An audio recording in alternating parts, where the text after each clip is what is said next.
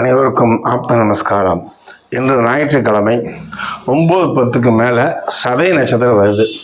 கற்றது கைமண் அளவு கல்லாது உலகளவு என்பார்கள். கல்லாது என்ற எந்த புக்கும் கிடையாது. குருவுடைய ஞானம், பிரபஞ்சத்தில் வரக்கூடிய இறைசக்தியில் வரக்கூடிய ஞானம் ஆச்சுங்களா.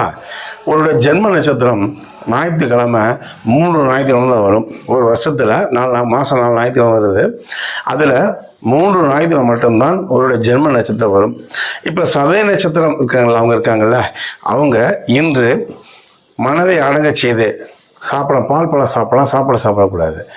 மனதை அடங்க செய்து தனக்கு என்ன தேவையோ தேவைக்கு பூர்த்தி செய்யக்கூடிய தெய்வங்கள். இப்போ பணம் வேணுமா மகாலட்சுமி, மாந்திரியத்திலிருந்து பாதுகாக்கணுமா ஸ்ரீ காலபைரவர், எடுத்துக்காரி ஜெயிக்கணுமா ஸ்ரீ ஜெயதுர்க்கை ஆச்சுங்களா, கர்மவினை பண்ணணுமா ஸ்ரீ சிவபெருமான்.